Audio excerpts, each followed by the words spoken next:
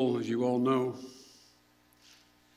terrorist attack that we've been talking about and worried about, that the intelligence community has assessed, has undertaken an attack by a group known as ISIS-K. Took the lives of American service members standing guard at the airport and wounded several others seriously. He had also wounded a number of civilians, and civilians were killed as well. I've been engaged all day in constant contact with the military commanders here in Washington, the Pentagon, as well as in Afghanistan and Doha. And my commanders here in Washington in the field have been on this with great detail, and you've had a chance to speak to some so far. The situation on the ground is still evolving, and I'm constantly being updated. These American service members who gave their lives, it's an overused word, but it's totally appropriate here, were heroes.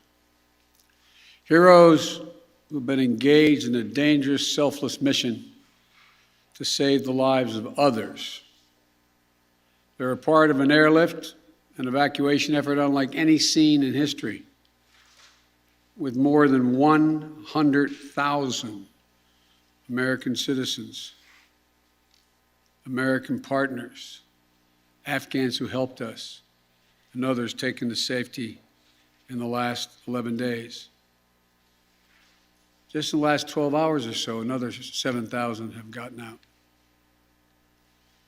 They were part of the bravest, most capable, the most selfless military on the face of the earth. And they're part of simply what I call the backbone of America. They're the spine of America, the best the country has to offer. Jill and I, our hearts ache, like I'm sure all of you do as well, for all those Afghan families who lost loved ones, including small children, or been wounded in this vicious attack. And we're outraged as well as heartbroken. Being the father of an Army major who served for a year in Iraq, and before that was in Kosovo as a U.S. attorney for the better part of 6 months in the middle of a war. When he came home after a year in Iraq, was diagnosed, like many, many coming home, with an aggressive and lethal cancer of the brain, who we lost. We have some sense, like many of you do, what the families of these brave heroes are feeling today. You get this feeling like you're being sucked into a black hole in the middle of your chest. There's no way out. My heart aches for you. But I know this. We have a continuing obligation, a sacred obligation to all of you, the families of those heroes. That obligation is not temporary, it lasts forever. The lives we lost today were lives given in the service of liberty, the service of security, and the service of others, in the service of America. Like their fellow brothers and sisters in arms who died defending our vision and our values in the struggle against terrorism, of the fall on this day, they're part of a great and noble company of American heroes. To those who carried out this attack, as well as anyone who wishes America harm, know this: we will not forgive. We will not forget. We will hunt you down and make you pay. I will defend our interests and our people with every measure at my command. Over the past few weeks, I know many of you are probably tired of hearing me say it, we've been made aware by our intelligence community that the ISIS-K, an arch enemy of the Taliban, people who were freed when both those prisons were opened, has been planning a complex set of attacks on the United States personnel and others. This is why, from the outset, I've repeatedly said this mission was extraordinarily dangerous, and why I've been so determined to limit the duration of this mission. As General McKenzie said, this is why our mission was designed, this is the way it was designed to operate. Operating under severe stress and attack. We've known that from the beginning.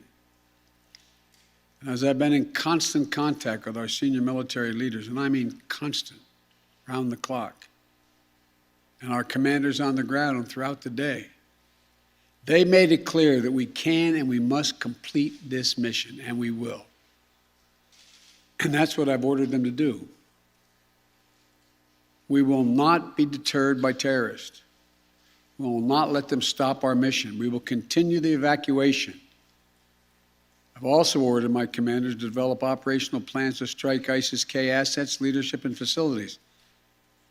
We will respond with force and precision at our time, at the place we choose, in the moment of our choosing. Here's what you need to know. These ISIS terrorists will not win.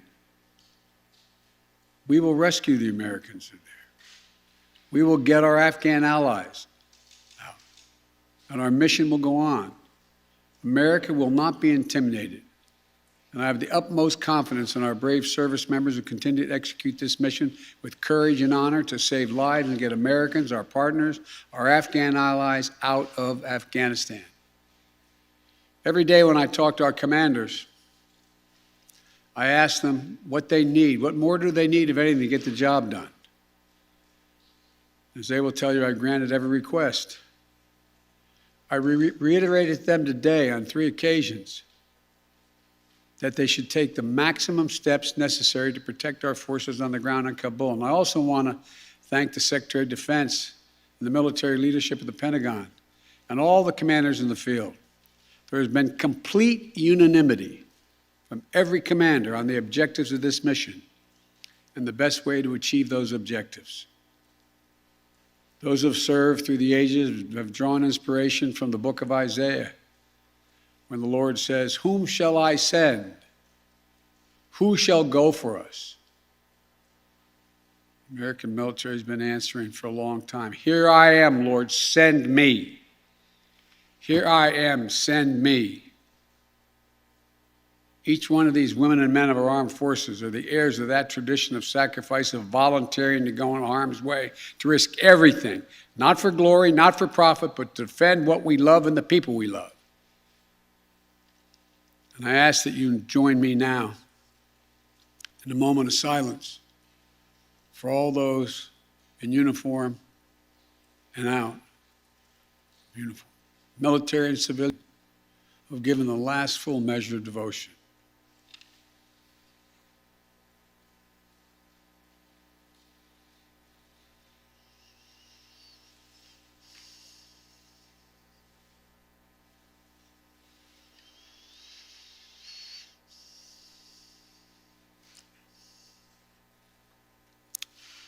Thank you.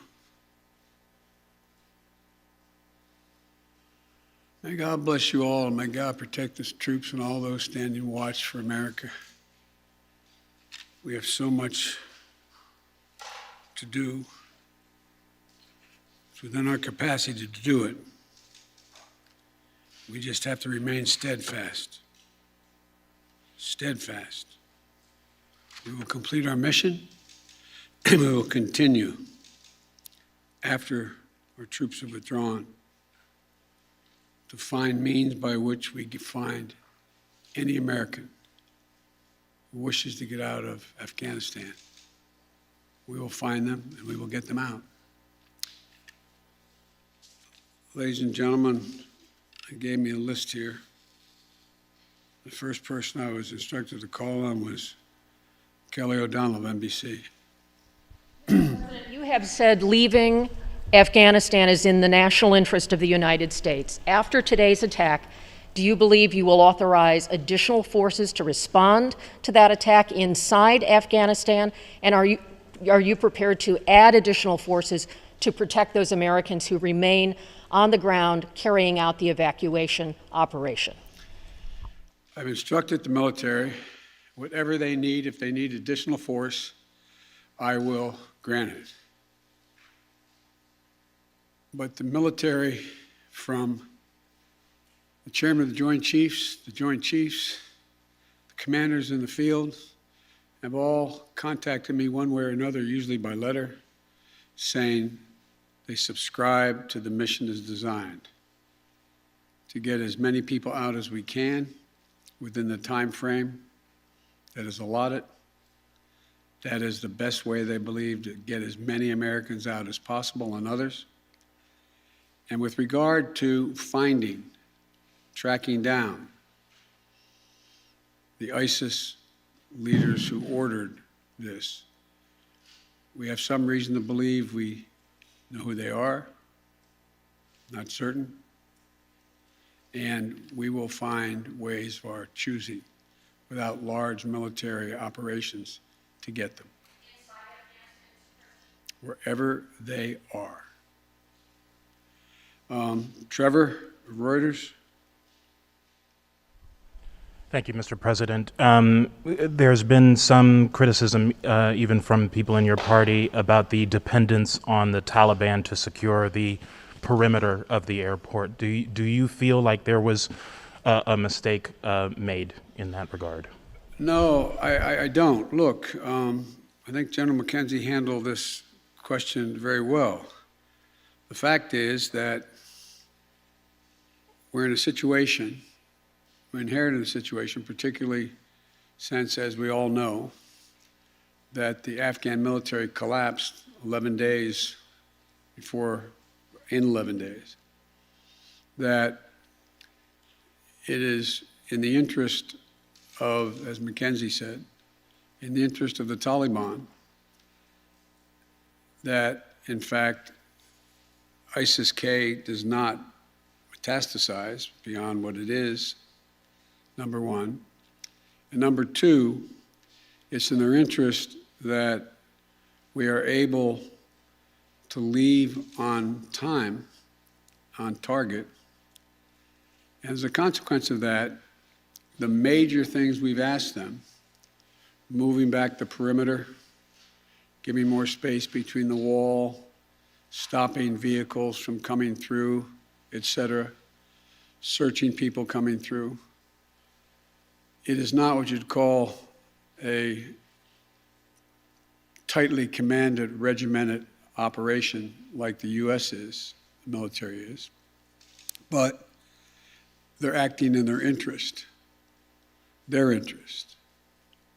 And so, by and large, and I've asked this same question to military on the ground, whether or not it's a useful exercise. No one trusts them. We're just counting on their self-interest to continue to generate their activities. And it's in their self-interest that we leave when we said, and that we get as many people out as we can. Like I said, even in the midst of everything happened today, over 7,000 people we've gotten out, over 5,000 Americans over. So it's not a matter of trust, it's a matter of mutual self-interest.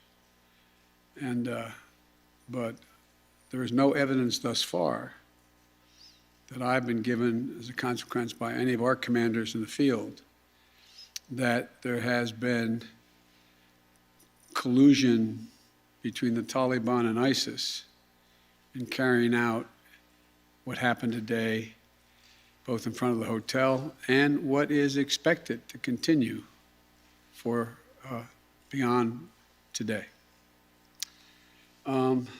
Amir, Associated Press.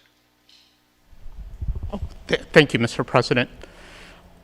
You have spoken again, powerfully about your own son and the weight of these decisions. With that in mind, and also what you've said, that the longer we stay, the more likelihood that there would be a major attack. How do you weigh staying even one more day, considering what's happened? Because I think what America says matters. What we say we're going to do in the context in which we say we're going to do it, that we do it, unless something exceptional changes. There are additional American citizens. There are additional green card holders. There are additional personnel of our allies. There are additional SIV card holders. There are additional Afghans that have helped us. And there are additional groups of individuals that have been contacted us, from women's groups to NGOs and others, who have expressly indicated they want to get out and have gathered in certain circumstances in groups, on buses and other means. That still presents the opportunity for, in the next several days between now and the 31st, to be able to get them out. And our military, and I believe, to the extent that we can do that, knowing the threat, knowing that we may very well have another attack, the military has concluded that's what we should do. I think they're right. I think they're correct. And after that, we're going to be in a circumstance where will be, I believe, numerous opportunities to continue to provide access for additional persons to get out of Afghanistan, either through means that we provide and/or are provided through in cooperation with the Taliban. They're not good guys, the Taliban. We're not suggesting that at all. But they have keen interest. As many of you have been reporting, they very much would like to figure out how to keep the airport open. They don't have the capacity to do it. They very much are trying to figure out whether or not they can maintain what is the portion of an economy that has become not robust, but fundamentally different than it had been. And so there's a lot of reasons why they have reached out, not just to us, but to others, as to why it would be continued in their interest to get more of the personnel we want to get out. We can locate them. Now, there's not many left that we can assess that want to come out. There's some Americans we've identified, we've contacted the vast majority of them, not all of them, who don't want to leave because they're dual nationals, they have extended families, et cetera. And there's others who are looking for the time. So that's why we continue. I'll take a few more questions, but you, sir. I wanted to ask but you, that's okay. you say that what America says matters. What do you say to the Afghans who helped troops who may not be able to get out by August 31st? I say we're going to say continue to try to get you out. It matters. Look, I know of no conflict, as a student of history, no conflict where when a war was ending, one side was able to guarantee that everyone they wanted to be extracted from that country would get out. And think about it, folks. I think it's important. I know the American people get this in their gut. There are, I would argue, millions of Afghani citizens who are not Taliban, who did not actively cooperate with us as SIVs who, if given a chance, they'd be on board a plane tomorrow. It sounds ridiculous, but the vast majority of people in communities like that want to come to America, given a choice. So getting every single person out can't be guaranteed by anybody, because there's a determination all who wants to get out as well. At any rate, it's a process. I was really pointing to you, but you, sir. Thank you, Mr. President. There are reports that U.S. officials provided the Taliban with names of Americans and Afghan officials to evacuate. Were you aware of that? Did that happen? And then, sir, did you personally reject a recommendation to hold or to recapture Bagram Air Force Base? Here's what I've done let's answer the last question first. On the tactical questions of how to conduct an evacuation or a war, I gather up all the major military personnel that are in Afghanistan, the commanders, as well as the Pentagon. And I ask for their best military judgment. What would be the most efficient way to accomplish the mission? They concluded, the military, that Bagram was not much value added, that it was much wiser to focus on Kabul. And so I followed that recommendation. With regard to, there are certain circumstances where we've gotten information, and quite frankly, sometimes from some of you, saying you know of such and such a group of people are trying to get out, and they're on a bus, they're moving from other people. And this is their location. And there have been occasions when our military has contacted their military counterparts in the Taliban and said, this, for example, this bus is coming through with X number of people on it, made up of following group of people. We want you to let that bus or that group through. So yes, there have been occasions like that. And to the best of my knowledge, in those cases, the bulk of that has occurred, they've been let through. But I can't tell you with any certitude that there's actually been a list of names. I know there may have been, but I know of no circumstance. It doesn't mean it didn't exist.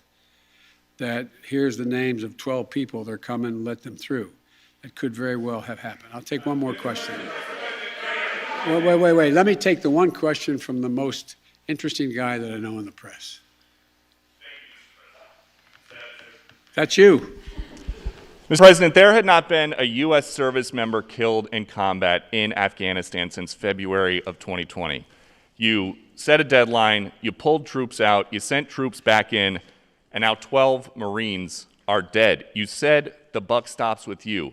Do you bear any responsibility for the way that things have unfolded in the last 2 weeks? I bear responsibility for fundamentally all that's happened of late. But here's the deal. You know, I wish you'd one day say these things.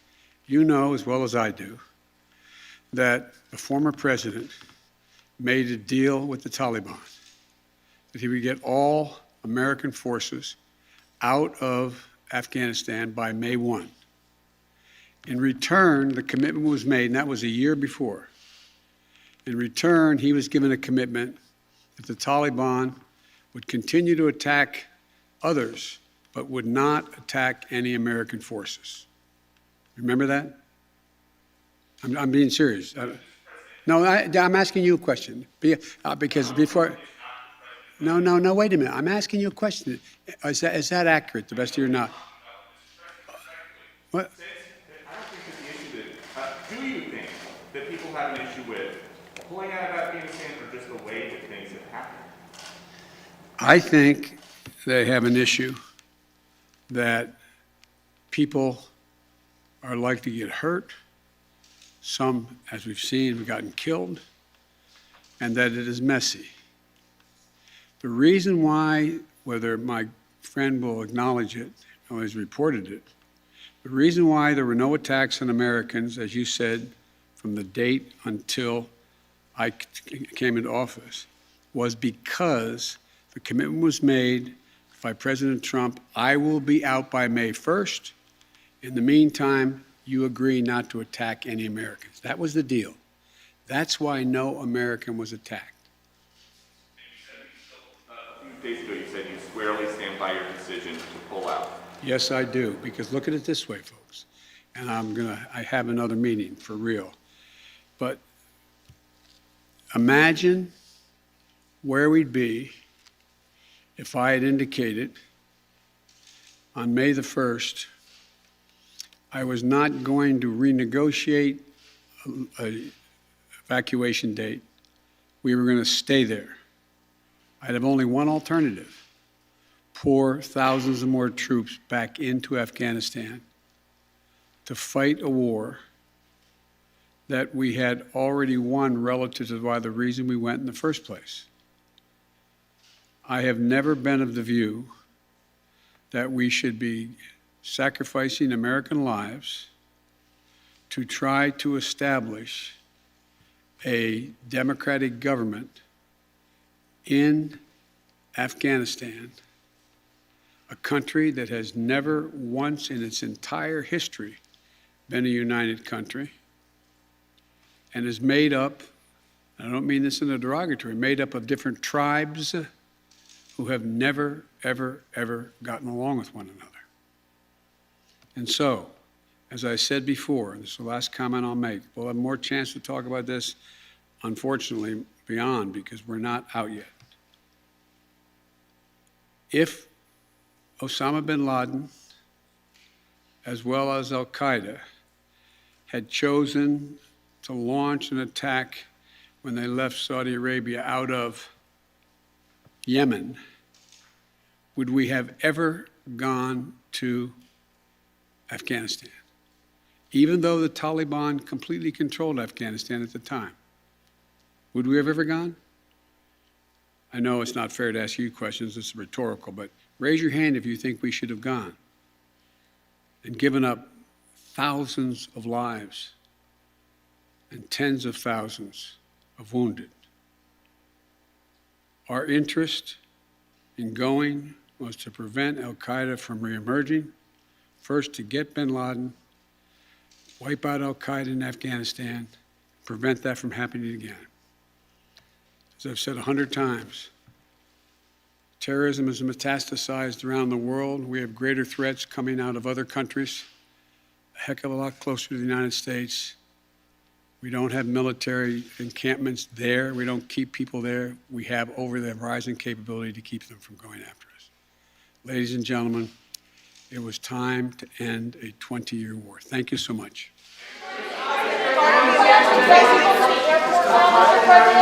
What is the plan to Will you recognize the Taliban as the government? President?